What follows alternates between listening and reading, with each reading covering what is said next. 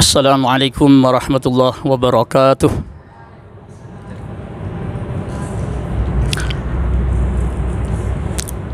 Hamidan lillah tabaraka wa ta'ala wa musalliyan wa musalliman ala rasulillah sallallahu alaihi wasallam wa la hawla wa la quwwata illa billah. Wa ba'du, Allahumma sallimna di Ramadan wa sallim Ramadan lana wa tasallamhu minna mutaqabbalah. Jamaah salat Isya dan tarawih Masjid Agung Batam yang dimuliakan Allah.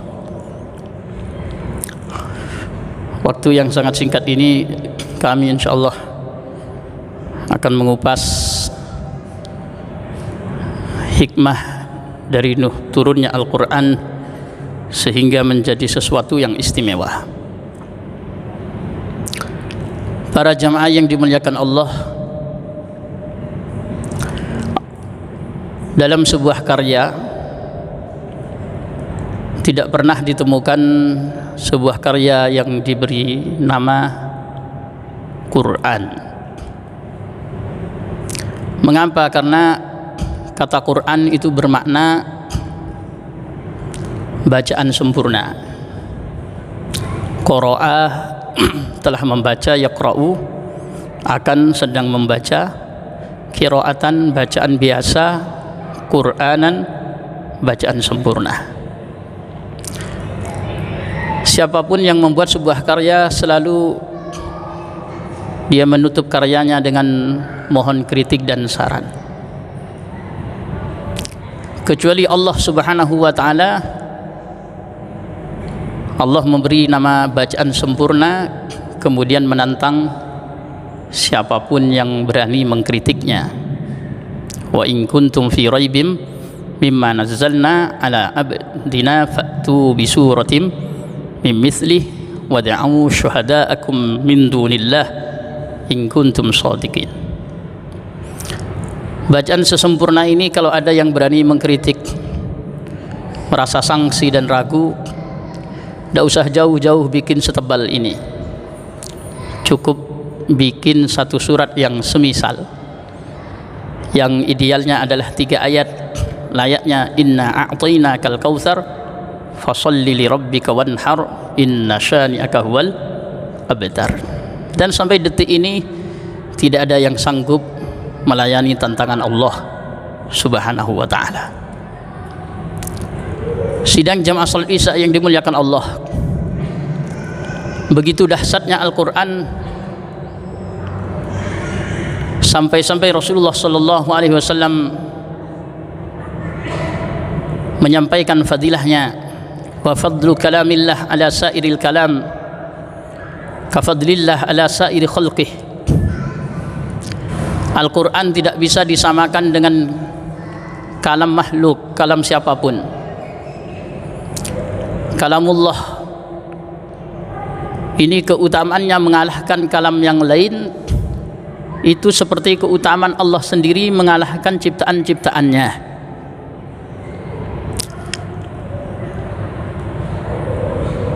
Proses turunnya saja beda,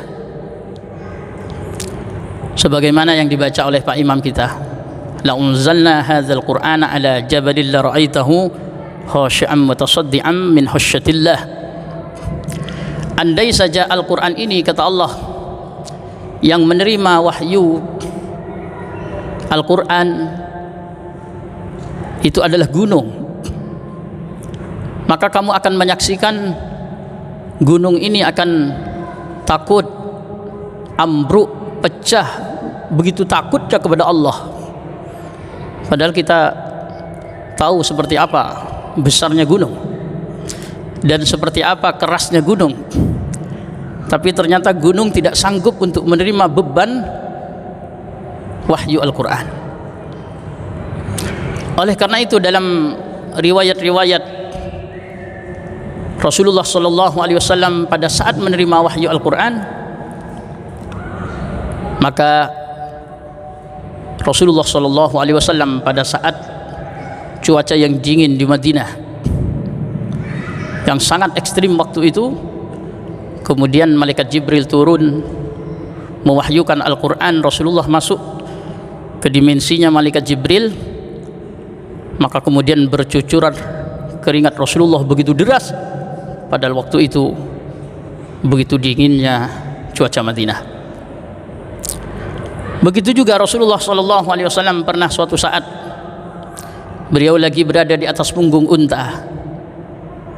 Unta begitu zaman ditunggangi oleh Rasulullah SAW.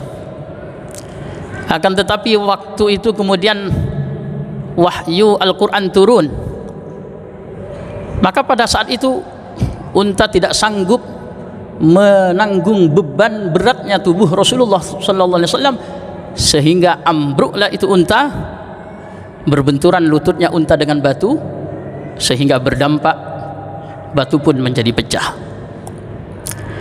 Begitu juga sahabat yang kemudian membersamai Rasulullah, duduk bersama, yang kebetulan waktu itu kakinya berada di bawah pahanya Rasulullah, tahu-tahu wahyu turun, maka langsung ditariknya kakinya. Kenapa?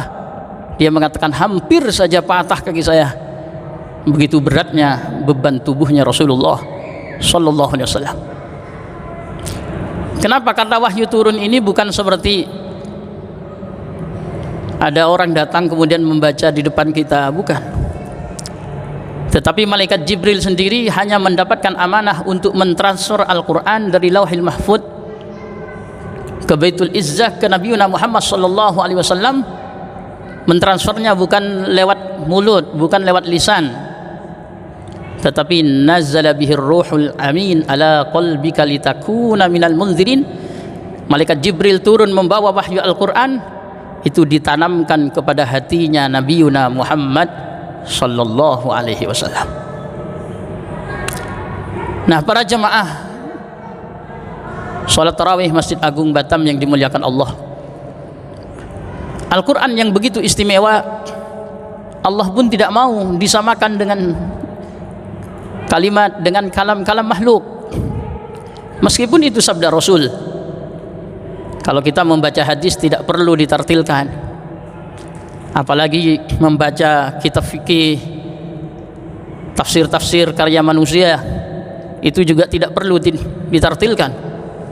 Tetapi Al-Quran meminta warattilil Qur'ana tartila, tartilkanlah Al-Quran dengan setartil-tartilnya, sehingga haram kita membaca Al-Quran seperti membaca hadis, haram membaca Al-Quran seperti membaca fikih. Tetapi perlu cara membaca khusus, perlu pembelajaran khusus, perlu keahlian khusus di dalam membaca Al-Quranul Karim. Siapapun yang berhubungan dengan Al-Quran mesti menjadi istimewa. Makhluk Allah dari kalangan para malaikat, semuanya malaikat alladzina la ya'kulun la yashrabun, mereka ini sama, tidak makan, tidak minum. La ya'sunallah ma amarahum wa yaf'aluna ma yu'marun, mereka tidak pernah bermaksiat kepada Allah, selalu menjalankan perintah Allah. Akan tetapi begitu banyaknya malaikat yang semuanya patuh kepada Allah, tetapi malaikat yang terbaik adalah malaikat Jibril, karena yang bersentuhan dengan Al-Quran adalah malaikat Jibril. Begitu juga dari kalangan manusia, dari kalangan para nabi. Nabi banyak, ada yang mengatakan 124.000 jumlahnya nabi. Jumlah nabi yang begitu besar, yang segitu banyak, 124.000. Meskipun khilaf ulama, kata Imam Bajuri untuk hati-hati, tidak perlu menyebutkan angka. Akan tetapi dari sekian nabi, maka nabi yang paling istimewa adalah Nabi Muhammad sallallahu alaihi wasallam. Kenapa? Karena yang bersentuhan dengan Al-Quran adalah Rasulullah sallallahu alaihi wasallam. Begitu juga dari umat siapapun yang terbaik adalah umat yang bersentuhan dengan Al-Quran dan mewarisinya. Summa awrathnal kitab alladzina istafaina min ibadina. Allah menjadikan pewaris-pewaris Al-Quran ini adalah hamba-hamba pilihan. Mengapa? Karena mereka orang-orang yang bersentuhan dengan Al-Quran. Jamaah salat tarawih yang dimuliakan Allah, Begitu juga bulan yang paling mulia dari bulan Muharram, Safar, Rabiul Awal, Rabiul Akhir dan seterusnya. Bulan yang paling utama adalah bulan Ramadan. Kenapa? Karena bulan Ramadan adalah bulan diturunkan Al-Quran. Syahrul Ramadan alladzi unzila fihi Al-Quran hudan linnas. Karena Al-Quran adalah sebagai manual booknya manusia. Begitu juga malam yang paling istimewa adalah malam turunnya Al-Quran. Inna anzalnahu fi lailatin mubarakah. Al-Quran ini diturunkan di malam yang berkah. Malam yang berkah ini disebut dengan Lailatul Qadar. Inna anzalnahu fi lailatul qadar. Apa bedanya malam Lailatul Qadar dengan malam yang lain? Malam Lailatul Qadar bukan dibandingkan dengan malam yang lain, bukan dibandingkan dengan malam-malam yang lain, bukan. Tetapi Lailatul Qadar bandingannya dengan bulan-bulan yang lain. Kita beribadah di malam Qadar itu lebih baik, bukan lebih baik dari 1000 malam, tetapi lebih baik dari 1000 bulan. Lailatul Qadri khairum min alfi syahr. Lailatul Qadar lebih baik dari 1000 bulan.